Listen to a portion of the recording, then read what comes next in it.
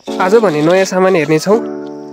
यो चाहिँ मैले यसरी खोलेँ, यसमा चाहिँ रबर छ एउटा, यो चाहिँ स्लाइडर भयो, अनि यो ह्यान्डलहरू छन्, यो पनि म निकाल्दैछु। यो चाहिँ हाम्रो लेजर राख्ने, अनि यो ट्रिगर, अनि नट होलहरू र अनि एलएन की पनि त्यहीँनिर छ।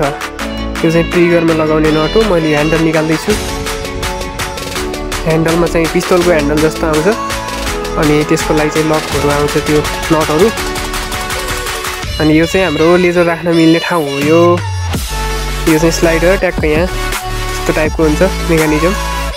हामीले त्यसमा 1 इन्चको स्क्वायर पाइप राख्न मिल्छ। अनि त्यस पछाडि यो रबर भयो, 5-5 वटा हुन्छ, एकदम राम्रो क्वालिटीको रबर, एकदम पावरफुल यो छ। अनि त्यस पछाडि यो ह्यान्डल चाहिँ यसरी जोडिन्छ, हामीले यहाँ समाउनु मिल्ने। त्यो माथिबाट ट्रिगर आउँछ, यो टाइपको छ।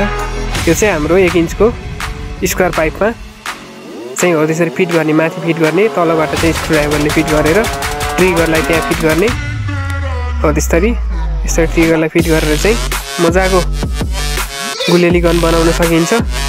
एकदम राम्रो छ। तपाईँले किन्न चाहनुहुन्छ भने चाहिँ तल WhatsApp नम्बर छ,